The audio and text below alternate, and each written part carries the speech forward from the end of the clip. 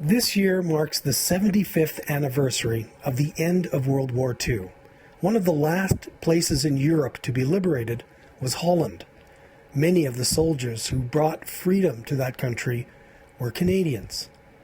Addie Gentink and Ans Husing grew up during the war and lived for years under Nazi occupation. For the Husing family, their nightmare only ended when they were liberated by Canadian soldiers. Here's their story. I was 9 years old when the war started. The first couple of years were, and I remember that well, they were very quiet. I was 7. 10th of May, and then we saw in the distance, a man coming on a horse. When behind him was another man, and behind there was a whole row of soldiers marching away. That was the first thing what we saw from the Germans.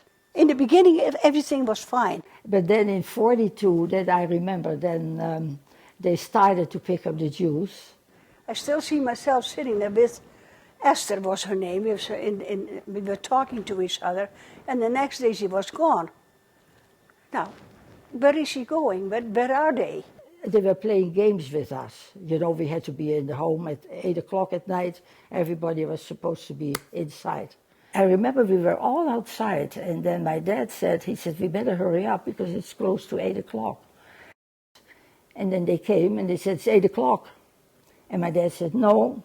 And my brother said, no, it's not 8 o'clock yet. It is a few minutes before 8 o'clock. They just slammed them to the ground, you know. I never forget that it was so mean. In the front room, we had a Jewish man. We never knew that. We never have known that till after the war was over. For my mom and dad, it was so dangerous. I still amazes me that they kept it quiet.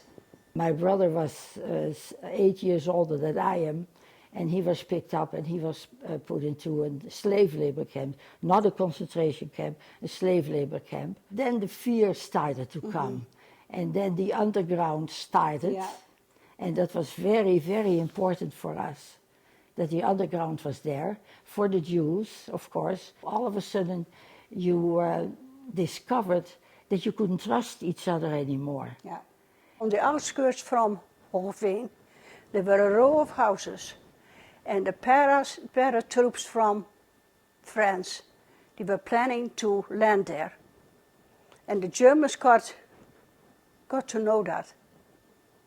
And they shot all these people from that whole row of houses.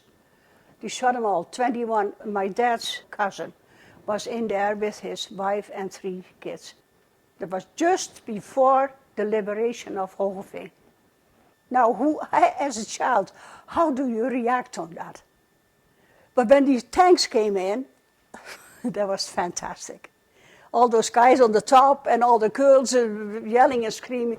I have never seen anything so fantastic that all the flags came out, red, white, and blue. It was one big party. Fantastic. And my mom said to me, here you have some eggs. You take these ones and you go to one of those guys that are on these tanks and you ask for chocolate. And that's what I did. And I was standing there. You know, you can do what you want, you can say what you want, right? It was quite something. Liberation Day is a public holiday in the Netherlands, celebrated each year on May 5th to mark the end of the occupation by Nazi Germany. To this day, the people of Holland celebrate those who gave their lives for freedom and honor those who saved them.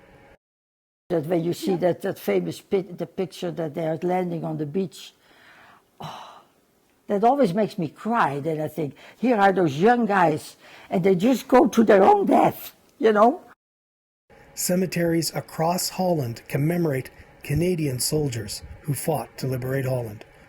On Remembrance Day, we remember all who served in the fight to bring about freedom.